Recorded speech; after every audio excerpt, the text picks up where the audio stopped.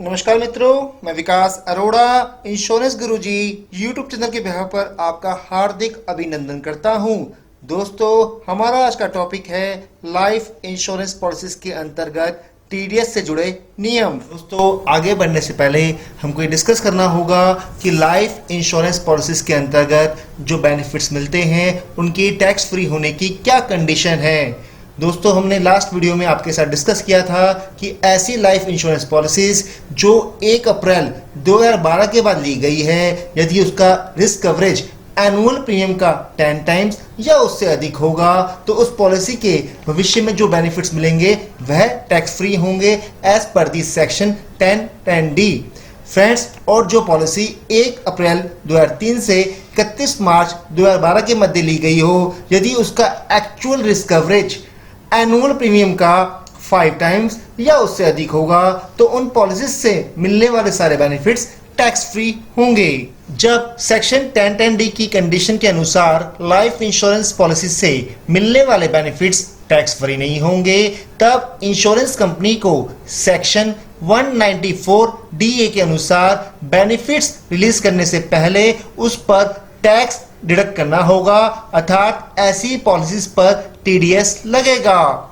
दोस्तों, 2014 में finance bill के द्वारा इनकम टैक्स एक्ट में एक नया सेक्शन 194(d)(a) जोड़ा गया जो 1 अक्टूबर 2014 से प्रभावी हुआ। दोस्तों, भारतीय नागरिकों को लाइफ इंश्योरेंस पॉलिसीज के अंतर्गत जो बेनिफिट मिलते हैं, यदि वह सेक्शन 10(10)(d) के अंतर्गत टैक्स फ्री नहीं है तो उन बेनिफिट्स को रिलीज करने से पहले लाइफ इंश्योरेंस कंपनी को जिस रेट से टीडीएस अप्लाई करना होता है उस रेट को सेक्शन 194(d)(a) में प्रिस्क्राइब किया गया है, अर्थात यह सेक्शन हमको टीडीएस का रेट बताता है जो भारतीय नागरिकों पर अप्लाई होता है। दोस्तों, फाइनेंशियल बिल 2019 के माध्यम से सेक्शन 194(d)(a) में एक अमेंडमेंट किया गया जिसके माध्यम से टीडीएस का रेट 5%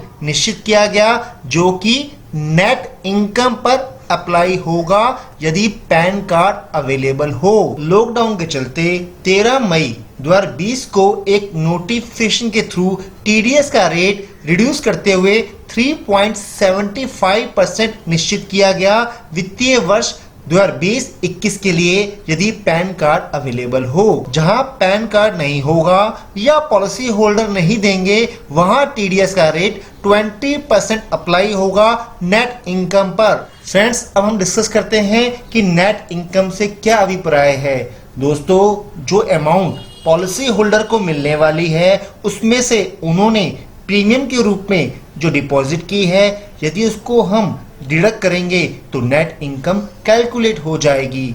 फ्रेंड्स, मान लेते हैं एक पॉलिसी होल्डर को मैच्योरिटी पर 10 लाख रुपीस मिलने वाले हैं और उन्होंने प्रीमियम के रूप में 6 लाख रुपए जमा किए हुए हैं तो net income 4 lakh rupees calculate हो जाएगी। फ्रेंड्स, और इसी नेट इनकम पर टीडीएस का रेट अप्लाई होता है। फ्रेंड्स, इस नेट इनकम को पॉलिसी होल्डर अपने इनकम में ऐड करेंगे और जिस इनकम टैक्स स्लैब में वह आते हैं उसके अकॉर्डिंग टैक्स पे करेंगे। दोस्तों, यदि वह किसी इनकम टैक्स स्लैब में नहीं आते हैं तब वह टीडीएस के रिफंड के लिए अप्लाई कर सकते हैं। फ्रेंड्स, एक प्रैक्टिकल क्वेश्चन आपकी स्क्रीन पर है, इसको सोल्व कीजिए। फ्रेंड्स, एक दूसरा प्रैक्टिकल क्वेश्चन आपकी स्क्रीन पर है, इसको भी सोल्व कीजिए और इन दोनों के आंसर्स मुझे इस ईमेल आईडी पर आप भेज सकते हैं। फ्रेंड्स, कुछ ऐसी अवस्थाएं हैं जब सेक्शन 10(10)(d) का क्राइटेरिया फुलफिल ना होता हो, उसके बावजूद भी कोई लाइफ इंश्योरेंस कंपनी बेनिफिट्स को देने से पहले टीडीएस को नहीं काटेंगी। दोस्तों, पहली कंडीशन है जब डेथ क्लेम आएगा तो ऐसे समय पर ये नहीं देखा जाएगा कि 10(10)(d) का क्राइटेरिया फुलफिल हो रहा है या नहीं, इस पर कोई टीडीएस नहीं काटा जाएगा। फ्रेंड्स, इसी प्रकार से कोई पेंशन प्लान या एन्युटी प्लान हो जहां रिस्क कवरेज ना हो उस पर भी किसी प्रकार का टीडीएस नहीं काटा जाएगा।